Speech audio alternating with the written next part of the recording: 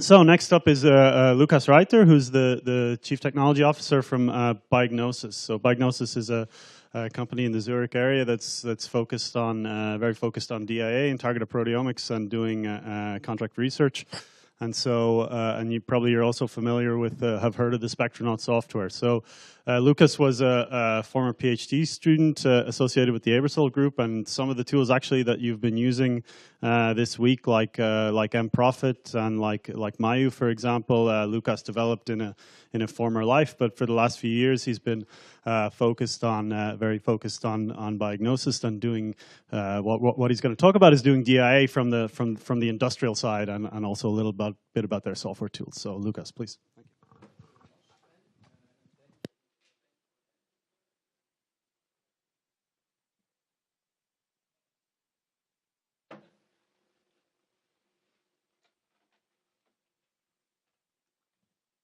Welcome everybody to my talk here.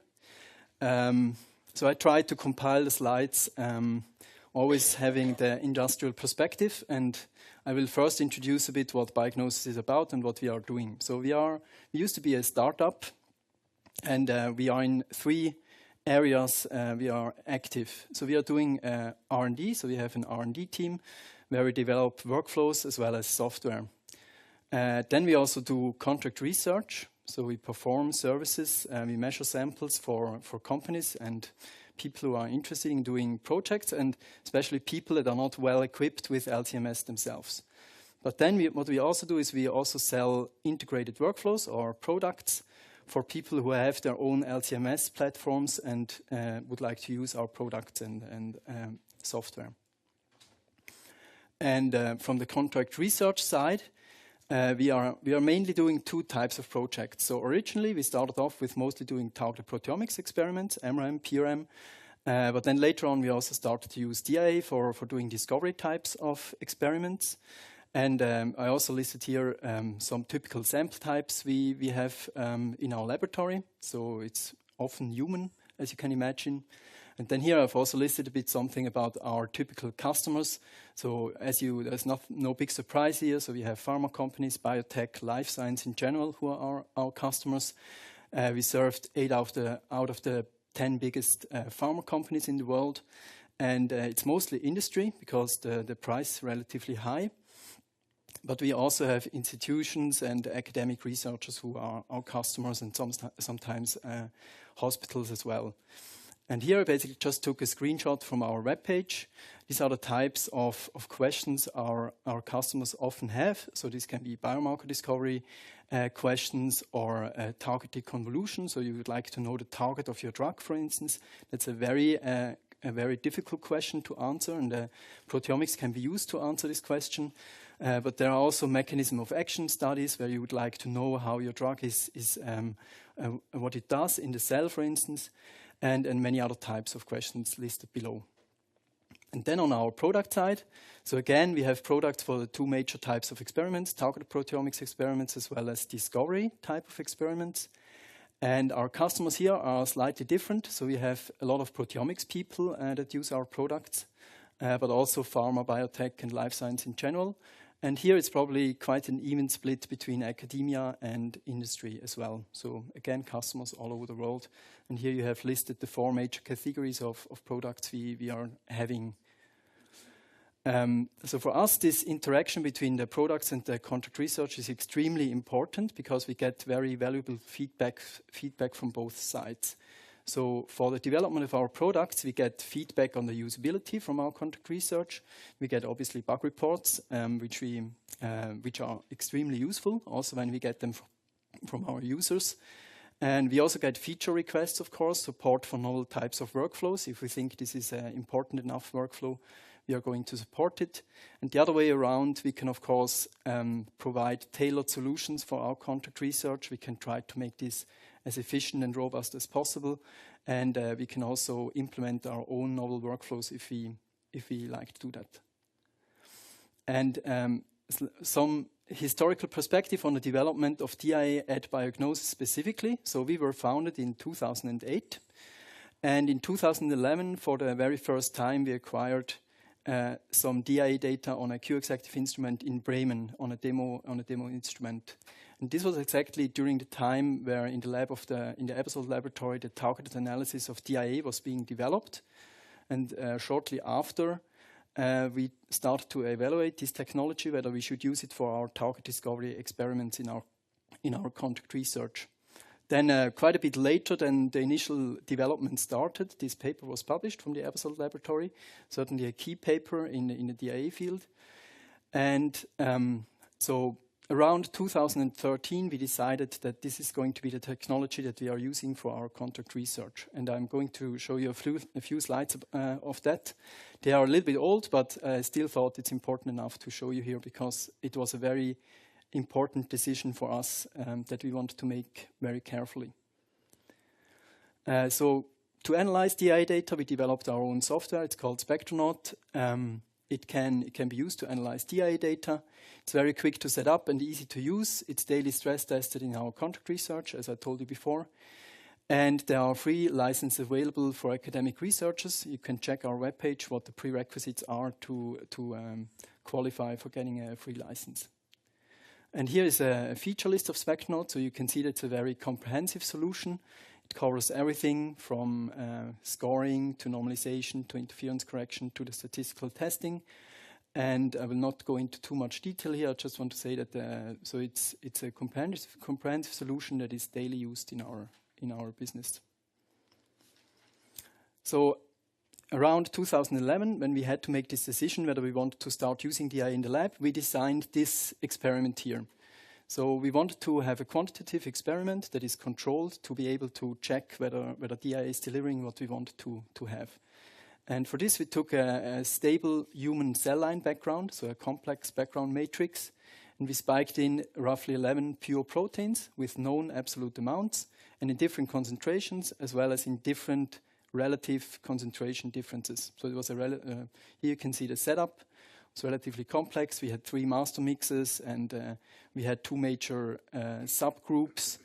Between the 2 subgroups, the changes were large. Within, they were relatively small. And here we also had an exponential dilution that went really far down into the attomolar range. We acquired everything in DDA and DIA in a block randomized fashion. And for this work, we also worked together with Olga Witek, actually. It was very good collaboration. And so then we had a number of readouts we were checking. And so again, this was roughly 2012. This was done. We looked at the CVs for the precursor quantifications in DIA and DDA, and the results we found back then were as follows. So you can see that the CVs for the DIA was lower when we quantified on the MS2 level. Then the next thing we looked at was the data completeness, and this was the way how we visualized that back then.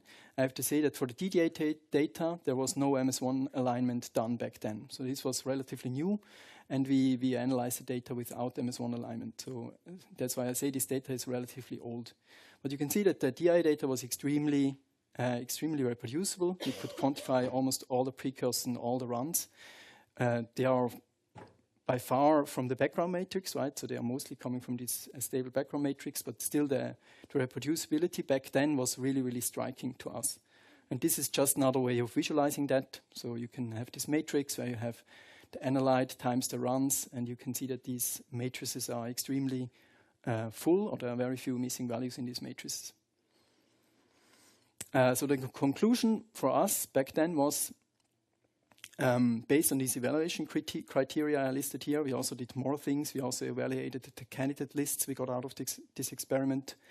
And our conclusion was that DIA is very well suited for this kind of discovery type of experiment. And since then, in our daily business, we are always confronted often confronted with these 3 criteria here. So the coverage we can achieve, the throughput we can achieve, as well as the quality we can achieve in the quantitation.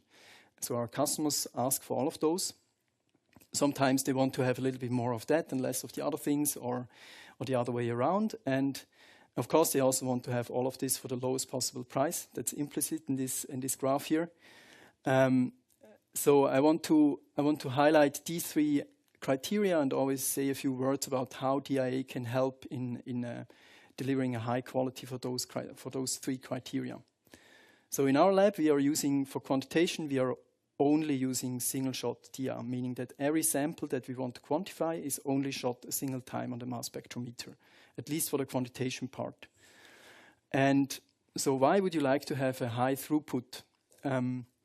Why having large N's in your experiment? And there are many reasons. Actually, if you're working with human patient samples, real-world samples, the variability is really huge. And if you have very small numbers of N and you have some sort of bias in there, it's very quick you are drawing wrong conclusions. So the more samples you have, the much better overview you get. You can also start to stratify on your patients and still draw some conclusions.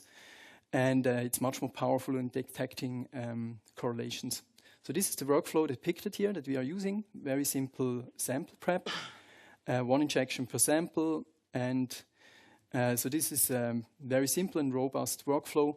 And it's scalable up to thousands of samples per month and instrument, as I would like to show you now.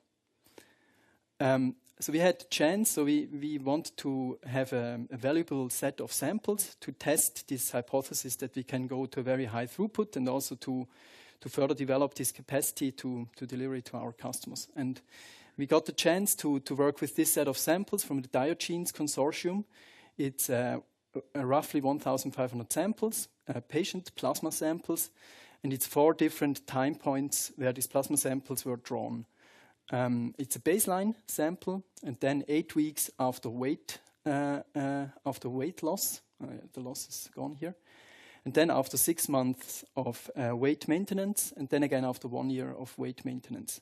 And to acquire these samples in a label-free fashion, of course, you have to be very careful because you don't want that any bias in the measurement will lead to wrong conclusions. So what we went for here is a completely randomized setup.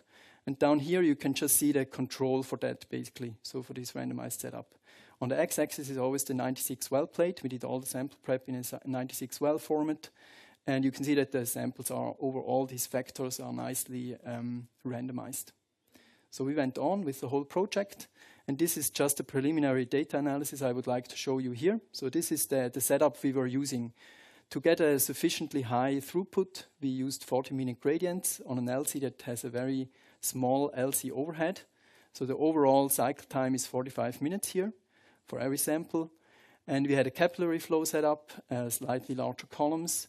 It was an equity UPLC M class connected to a Fusion Lumos. Here you can see the raw file size over the runs.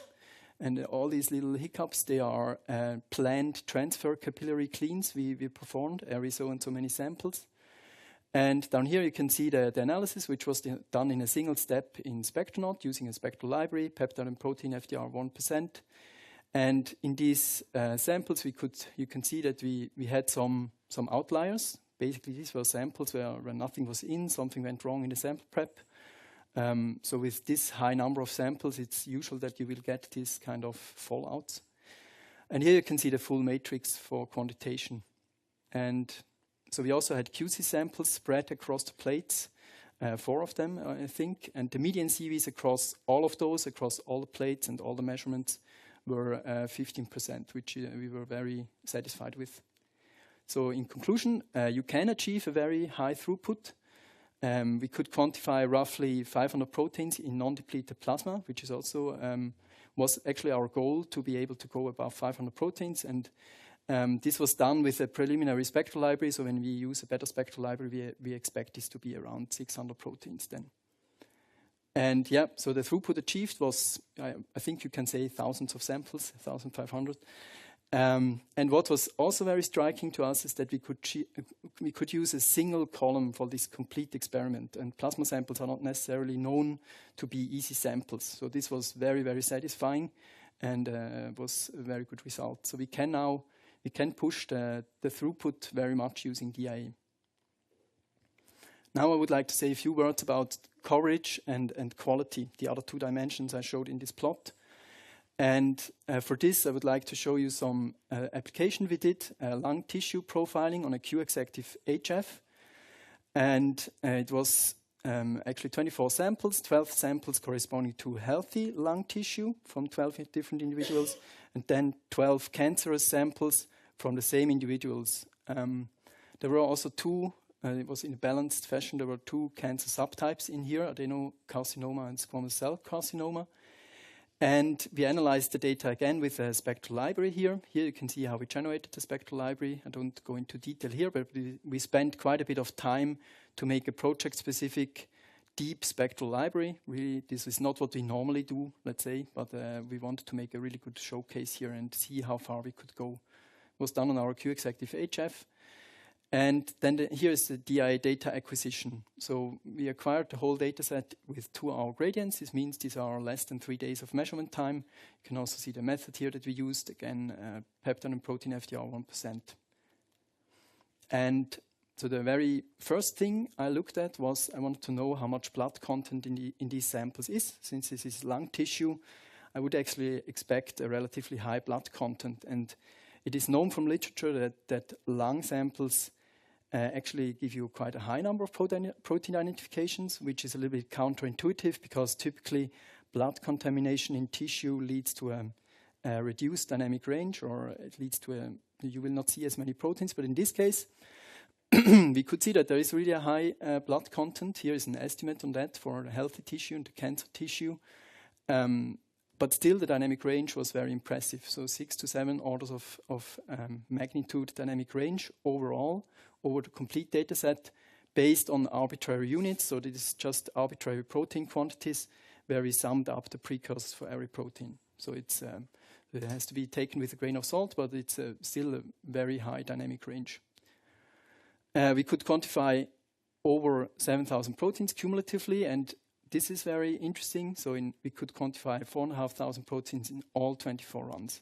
So we had a very, very good reproducibility and very high data quality. The data completeness on protein level was 92%. So if you have this matrix, proteins times 24 runs, there were only 8% missing values in this matrix. We also had a quick explorative data analysis for this data set. So we performed a PCA, which is shown here. And what you can see, what is striking on PC1, principal component 1, the healthy tissue and the cancer tissue is completely separated. That's, of course, nice to see because we acquired the data again in randomized fashion. So these samples were not run first the healthy samples and then the cancerous samples. They were run in randomized fashion. It's good to see that there is complete separation when simply doing a PCA. There's also separation between the 2 cancer subtypes on PC2. It's also good to see that. I will also have a slide about that afterwards. This is a similar but slightly different way of showing the same data. There are a few more factors mapped to the data. You can see on this Z-score heat map that there are a lot of proteins that behave differently between healthy and cancer and also between the cancer subtypes. And then what I did is I went a bit into the literature for lung cancer proteomics, and I found a paper from Stefan Tänzer from 2016. He performed a very, very similar project on 20 samples. Again, 10 samples healthy, 10 samples cancer samples. And he also had these 2 cancer subtypes in his data set. But these were completely unrelated samples measured on a Waters platform, so a completely unrelated platform. And they reported 15 proteins to be always higher, respectively lower, in cancer versus healthy tissue. And I looked for these 15 proteins in my candidate list. And all of these proteins were really, really strongly regulated in the same direction with a really, really low p-value. And so I've been doing my PhD in proteomics. And during my beginning time of when I did my PhD, something like this would have never happened. So the data was never as reproducible on different platforms, different samples, and different laboratories. So I was actually really impressed by this. Here are just 2 examples for proteins being up or down-regulated. And I show you here the 3 peptides with the highest signal-to-noise for these proteins and data on MS1 and MS2 level. So you can see the completeness of the data. And it's, of course, much easier to do statistics on such data sets. Quickly, some words about the 2 cancer subtypes. There were also proteins, of course, regulated between these 2 cancer subtypes. That's interesting because there are applications for cancer where patients would undergo surgery, and you have a biopsy, and then based on this biopsy you want to decide on what kind of treatment this patient is getting best. And so it's interesting to see whether you can find signatures that can distinguish cancer subtypes, or even do something explorative where you do clustering and find different, cancer subtypes. And we could find such proteins. Here are just 2 examples shown again. This question, however, turned out to be much more difficult than distinguishing cancer to the healthy tissue. So this question is much more difficult, but still you find nice candidates. We had one outlier sample here that didn't behave exactly like the other squamous cell carcinoma samples. Now, in this case, you would have to talk to a pathologist and ask what was this patient about and how did the histology look like and so forth, which we didn't do here. So we had very excellent reproducibility and data completeness. The 2 points, these 2 other points on these 3 axes, and we also even found signatures for cancer and cancer subtypes, which is of course interesting. So as a conclusion, so we can with DIA you can actually achieve all of these 3 things together. Also, you can also push a bit in one direction and go down with the 2 other criteria. So DI provides opportunities in all 3 dimensions in this 3-dimensional plot here. I would also like to say a few words about the relevant samples in our contract research, since this was the title of my talk. So we have all sorts of different samples. We have different kinds of organisms. It's mostly human, but we also have things you would not necessarily expect. A dog cat is not something that academics often work with. We have these typical model organisms, we have plants, we have also very exotic things where you hardly have a protein sequence, and where we have to be flexible there. And then on the human sample side, we have very often plasma samples, urine, CSF, cell lines, and something we have recently worked on, and which I would like to show you a little bit more about, is FFPE, formalin fixed paraffin embedded tissue. We've actually worked together with people from Rudy's lab and also from Germany, Alessandro Ori. And this was the setup. So we again had lung cancer and healthy lung tissue samples, this time FFPE samples. And we worked together with Peter Wild's group. He helped us with slicing them and preparing the samples appropriately. And we used then an optimized protocol from the Ori lab. It's based on the Bioraptor. And our Jan Muntel performed the sample prep in triplicates to see how much the sample prep variability is, because this sample prep is a little bit more complicated, of course. So we had 18 samples in total. And the first thing he looked at was the peptide yield.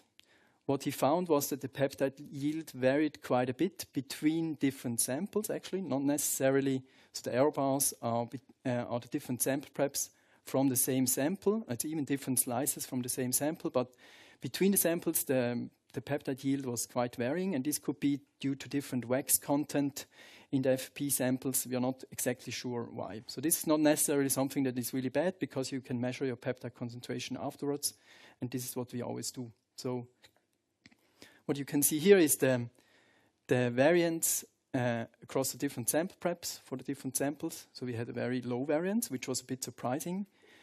And yeah, so this is the summary. So the nice thing is that we had a very low variance between the sample preps. What Jan also did is what I found very interesting as well, and there are novel methods to do that out there. He looked at the modifications in these 2 samples, also compared FFPE versus fresh frozen tissue. And what he found in these samples is that there was only one modification coming up to a large extent that was not found in the fresh frozen tissue, which was methylation. We did this with MaxQuant, but as I said, there are other interesting tools how you could do such kinds of analysis, like MS-Fragor, for instance. What was interesting for us, again, what was very important, is that there's not such a huge difference between the 2 sample types, at least in the samples in our hands here. And here you can see then the analysis.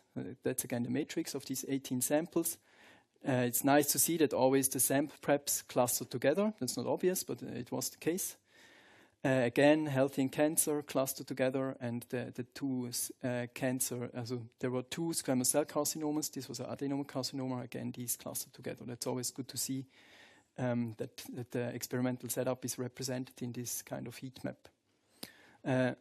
Also, we could quantify again quite a large number of proteins in these FFPE samples. Was also not necessarily expected, and it was almost the same amount as in the fresh frozen tissue. So we find this extremely interesting because, of course, there are very large tissue banks out there with many FFPE samples that are clinically very extremely very important, right? So you can do. It's good if you can do proteomics from these samples, and it's of course also commercially interesting to do that. Then a few words about data storage. Again, this is related to cost, so we have to store our data for our customers. And storage is quite expensive, actually. You don't normally, if you're working at the university, you don't feel that because all these services are provided to you, but it's relatively expensive. Here you can see our data growth over the years. That's the expected data storage at the end of 2017. And here you can see a few typical raw file sizes for 2-hour gradients on the different QExactive platforms if you acquire the data in profile mode. So these files are quite large in profile mode. However, what our bioinformatician, Oliver Bernhardt, did now is he really improved all the algorithms in Spectronaut such that we can also process centroided data. And this is what is depicted here. So now, after these improvements, the Spectronaut works equally or even slightly better on centroided data, interestingly, and this is for up to 10-fold lower storage demand. So we are really extremely happy about that because this means everything we do in contract research, we will from now on acquire in centroid mode. And the storage requirements can really massively reduced. Also, analysis is faster, and of course, data transfer is also faster. So it has a lot of advantages. Then a second thing that is also related to cost is how fast you can process the data if you do contract research. So we have projects with hundreds of samples, and the customers want to have a really high project turnover. This is actually one of the major reasons why they choose us over other companies. One of them is that we have a very fast project turnover time.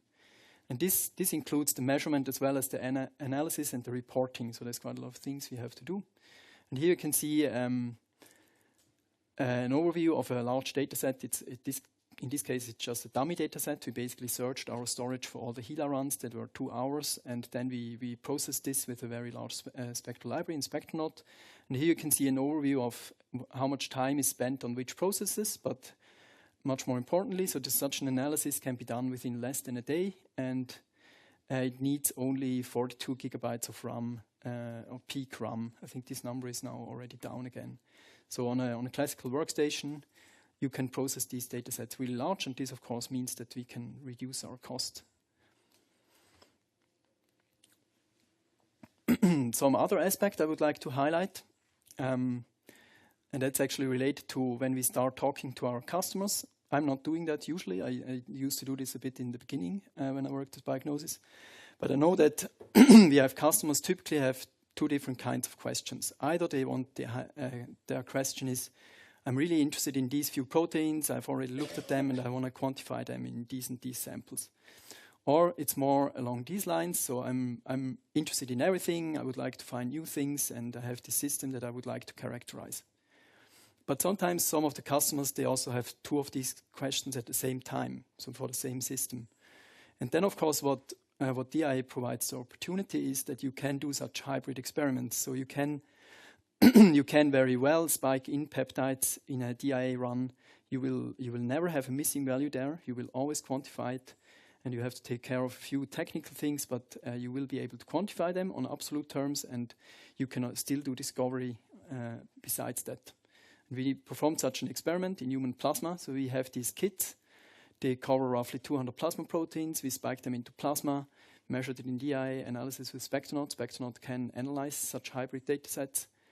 And what Spectronaut also does, it automatically avoids p ions if the two precursors were in the same precursor selection window. So because the peptides are labeled C-terminally, you have to avoid that. And what you can see here is basically a plot of the protein absolute amounts as determined with the stable isotope standard versus if you determine it with one of those label-free approaches that are listed down here. So, for instance, summing up all the precursors for a protein or similar, or taking the top 3 and so forth. And what we were interested here is, on top of this, of performing this workflow, is how good can you estimate absolute protein amounts for all the other proteins besides the 200 proteins here. And for this we performed some cross-validation, and the final result is depicted down here. So the average fold errors were in the range of 3.5 times, and in our case, in our hands, there was not a very big difference between all of these methods. So our conclusion was that you can, in the range of a threefold error if you are doing this approach and if you try to estimate protein absolute amounts. Of course, we were not the first ones of doing this type of experiment, but we wanted to see how this works with our kits and how well it works if you do this with DIA. Okay, so now all of what I have shown was based on the targeted analysis of DIA using Spectral Libraries. And again, from a commercial perspective, this has some drawbacks. A lot of our customers ask those questions here, and they are confused, and they are not exactly sure how they should generate a spectral library. There are so many different ways. And of course, also for cost reasons, because you have to take your time to make a spectral library and it needs LC-MS time, it would be much better if either this process would be very simple or if it wouldn't be necessary at all. And so because of that, we developed our own search engine. It was inspired by MaxQuant and DI Umpire, because DI Umpire is a tool that was published that exactly follows, can do such type of an analysis, and it was shown in this workshop, I know. So Pulsar is now tightly integrated into Spectronaut, and this release was called Spectronaut Pulsar. And what we want to make sure is that Pulsar is very scalable, and that's important for us, that it's very versatile, so it can search DIA data, DDA data, and also PRM data. It's MS vendor neutral, and also important, controls FDRs on both PSM and protein levels. And this means with this approach, you can search DIA data directly, simply with a FASTA file. So you don't need a spectral library anymore necessarily, and that's of course much, much simpler. All these questions on my last slide, they are basically gone. You could ask what kind of search settings you should use, but this is more or less established nowadays, so that's much easier. So what's special about Pulsar? We also implemented a dynamic PSM stratification, a mild one. The advantage here is that we can also control FDRs for modified peptides. That's just a small detail. It can generate spectral libraries from DDA, DIA, or also combined DDA and DIA. That's quite interesting. And of course, to be able to search DIA data, it has to be able to search multiple features per MS2 scan. So if you have a wide precursor selection, it can search multiple features for the same MS2 scan, like DI Umpire does. And so this is basically what is depicted here.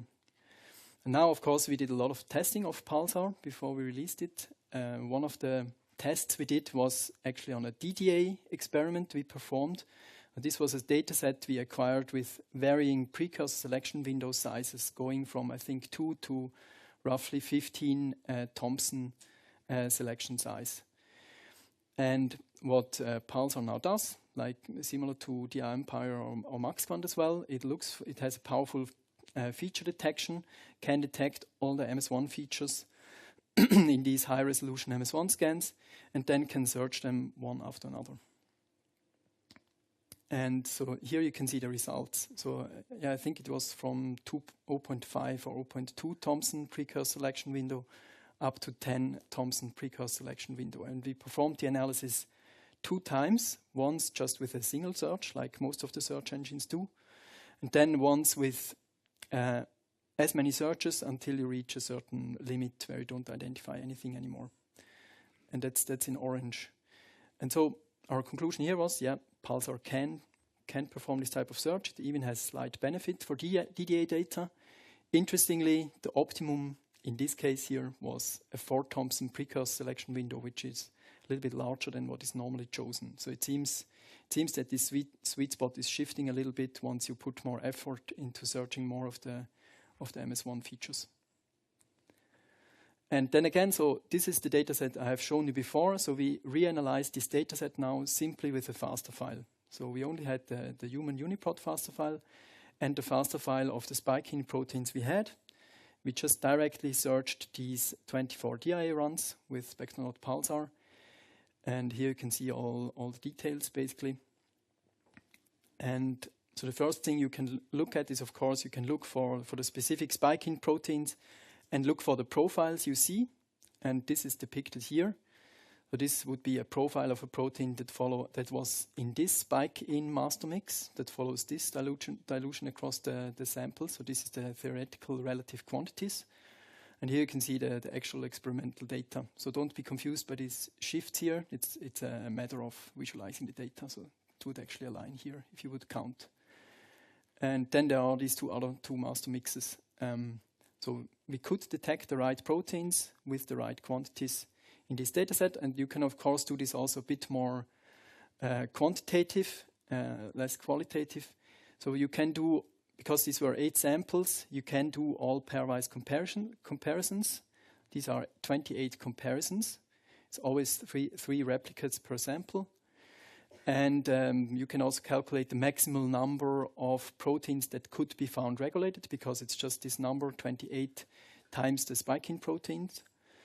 And so when we performed this analysis, it was really striking. The first 114 candidates in the candidate list, if you rank by p-value, they were all spike-in proteins and known spike-in proteins. So this was very, very striking to see. Then I did another little comparison out of interest. So in 2012, we performed the very, very first analysis of this dataset using a spectral library. This was not the analysis that we published in the end. This was already of higher quality, but this was really the very, very first analysis.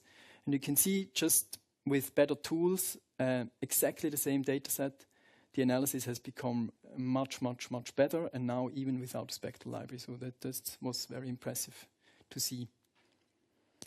So it was a good test, of course, right? So because you can check whether you identify the right things and also whether you quantify the right way. Now, a little summary of the different workflows that are possible now with having Pulsar in Spectronaut. So you can do this direct DIA analysis, how we call it. It's basically just a one-go analysis of your DIA files, just with a FASTA file.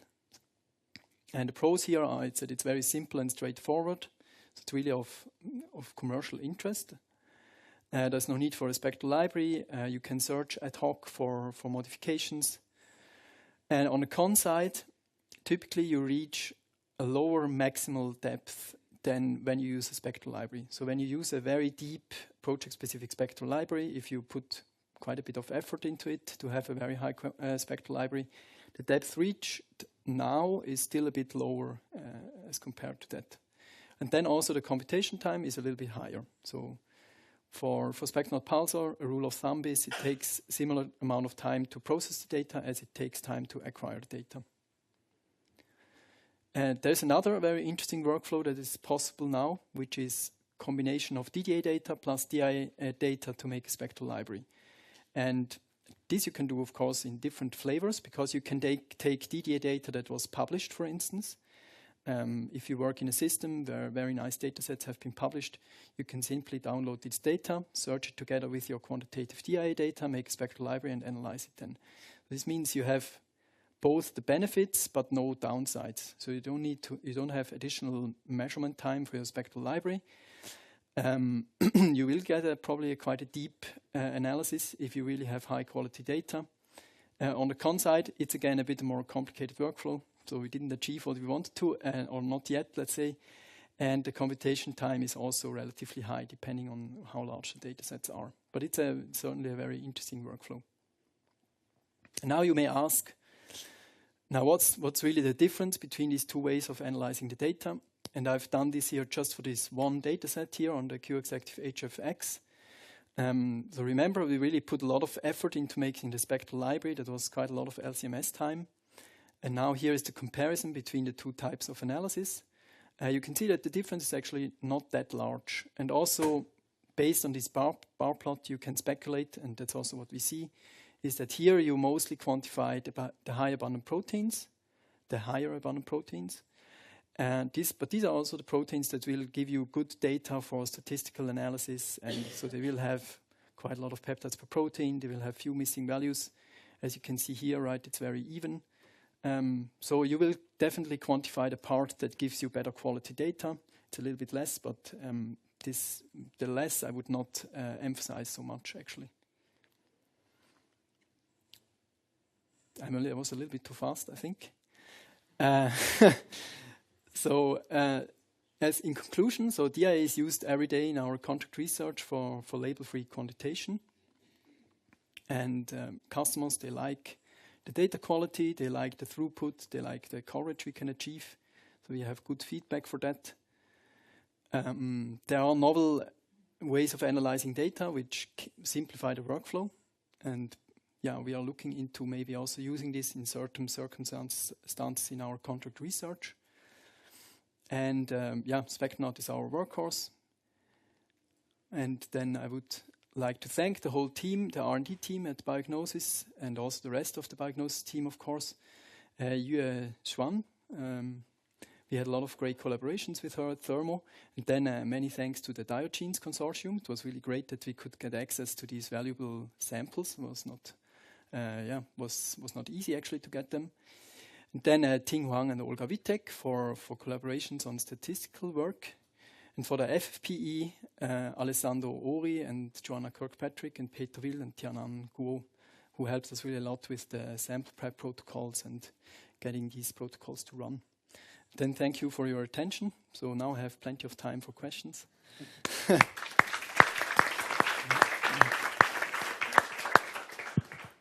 Great. Thanks, Lukas. Any questions for Lukas? Maybe I can ask about the models for people to use Spectral on the various software. So how's that working at the moment? You mean the pricing models? The price or the kits? Is this still So I'm a little bit the wrong person to ask here. Okay. But as I said, so there are free licenses available for Spectronaut 11 for academic researchers. Mm-hmm. However, Spectronaut 11 does not contain Pulsar. So Spectronaut Pulsar we only sell. And for price negotiations, you will have to talk to our sales and marketing people, and so there I cannot give you too much detail. That's okay. But what about the requirements for the RT kits? Is that still? That's another good question. Yeah. So for Spectronaut Pulsar, this requirement has gone. For Spectronaut 11, it's still there. Okay. And for core facilities, it's a bit different as well. We also have some core facility people. Yeah. So for core facilities. So we have to draw a line somewhere what is an academic researcher and who is not. So here it's best to talk to our sales and marketing people to decide on that. Okay, great. Any other questions? Yeah. I'm just wondering regarding this academic license. When 1 year is passed, are we getting a new renewal of the license, or how is it working? So currently I would say yes, but I cannot give you a guarantee. But yeah, I would say so, yeah. But I mean, yeah. I cannot guarantee that you will get it for free forever, but at the moment there is no other plans. Yeah, I mean, if you're starting the work and you need it. That's a good question. So I mean, in this case, I would say that there's not a problem that you can get a prolongation of the license. But maybe, again, contact our sales and marketing people and arrange something that you get access to it over your whole PhD or your postdoc. Yeah, in the back. Thanks for the presentation. How Spectronaut and Spectronaut Pulsar performs with PTMs and in particular with phosphorylated peptides, and we saw yesterday, I mean, it's still pretty complicated with DIA analysis and this type of modification, especially site localization and so on. Yeah, that's a very good question.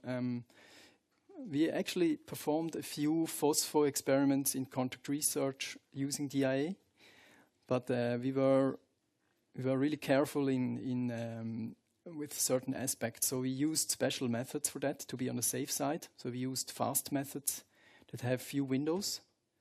We also used a reduced precursor range. So I think it was in the range of 400 to 1200 or 800 to be able that the windows to make sure that the windows are rather on the small side. And we also took care that during the analysis, during the calibration and so forth, that we have very, very accurate IRTs. And this means that when you go targeted in your data, you will have very narrow precursor extraction windows. Extracted ion current extraction windows. So you can very accurately determine where your phospholipid is going to elute, and you will only look for it exactly there. And this will also help to make your analysis more of higher quality. And then the third thing we do is we use many more fragments than we normally do. So we use all of the fragments, for instance, above 5% of the base peak in the MS2 spectrum to make sure that if there are any flanking fragment ions besides the PTMs, that they are in the spectral library. And if we perform the analysis this way in our hands, we were satisfied with the results we got. So everything looked okay. And of course, sometimes localization can be difficult, right? If you have two phosphosites close to each other, then it might be difficult to really say for sure that which peptide it is. But still you get, it's this peptide or a very similar peptide, and the relative quantity is like that, and you can look further into it. So this works. But of course you could do more, because DIA has a big potential for PTMs, because you have this retention time dimension. So for instance, the work that George did, I think this was now published, right? Yeah, so this, Ariel mentioned this a bit yesterday. Yeah. Okay, yeah. So, other questions? I was one. Yeah, here, go ahead.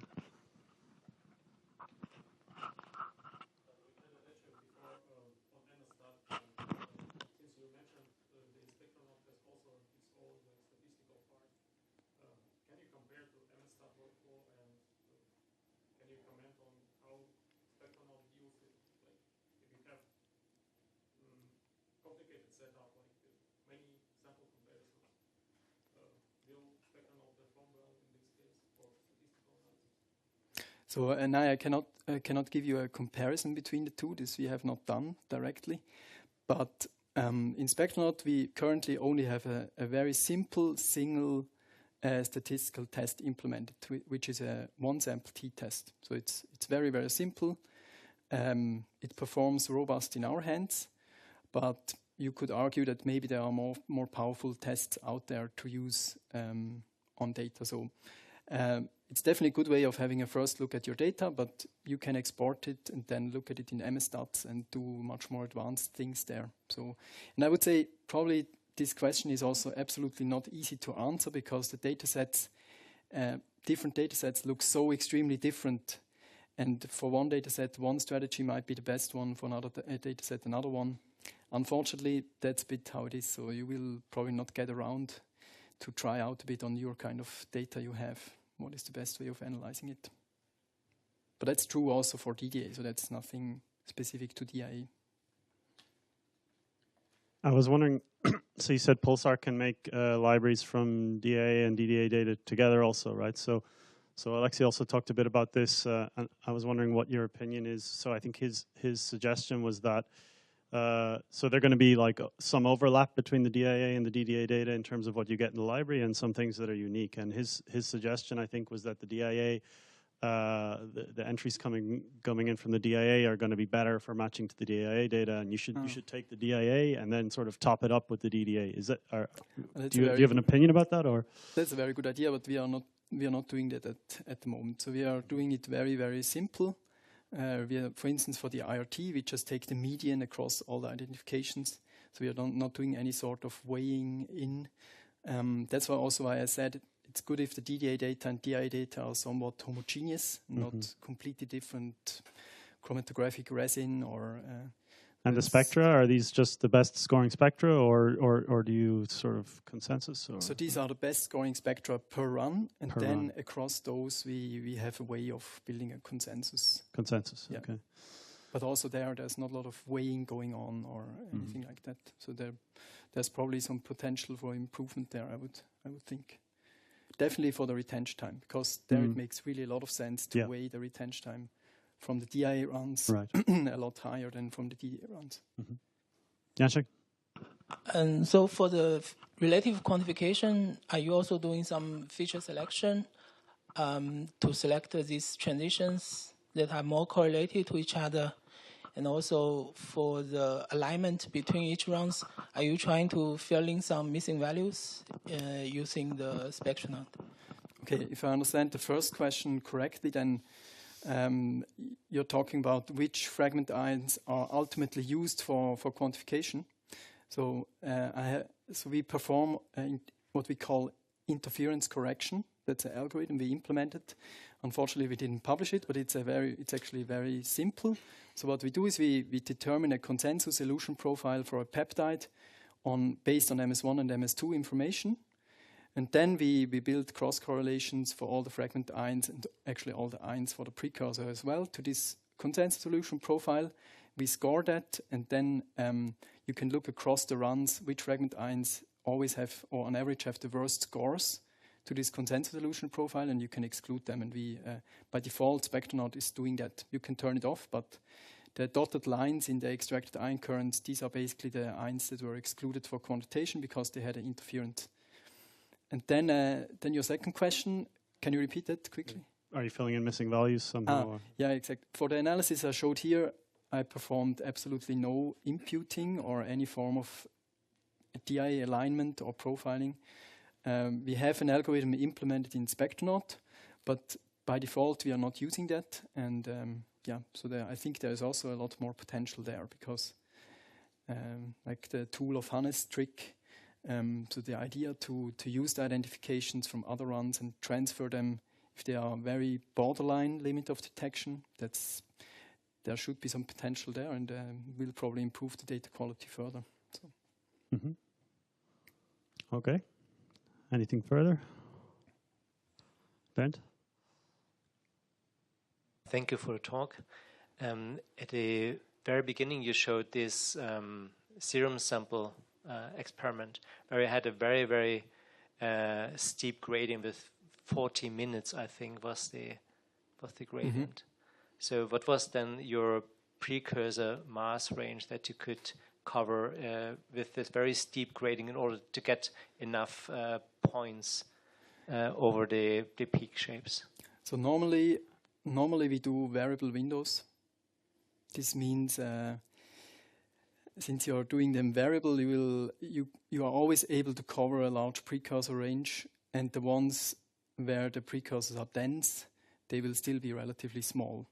However, just recently we did again comparisons of doing fixed windows versus variable windows, and we could find almost no difference. So if you do 400 to 800, you will get almost the same result as if you do variable windows over the complete range. So it's really close to zero, the difference in the tests we did.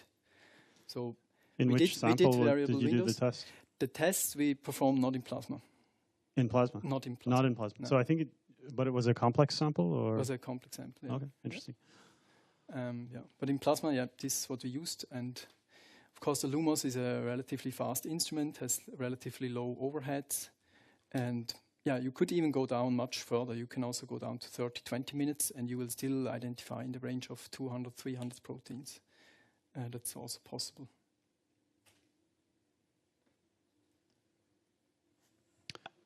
Again, Bernd? Can Spectronaut deal with MSX data? So with this mixed selection? Not smartly. I think it will produce something, but it will not be deconvoluted or anything like that. So actually, they were. My microphone died, but Mike mentioned yesterday that they're not, the deconvolution is now in MS Convert, so you can deconvolute externally and then pipe in I presume Spectronaut can take an MZML file or something like this, or some other format. No. Doesn't. What we have is we have an API, so you can take we can give you our API, and then you can write any format to a format, a binary format. The deconvolution is possible to to do externally now Yeah. in a straightforward. So if you are a bioinformatician, then it would work. Yeah, would be interesting. So I think if that's it, let's go to lunch. Thanks very much, Lukas. Thank you very much.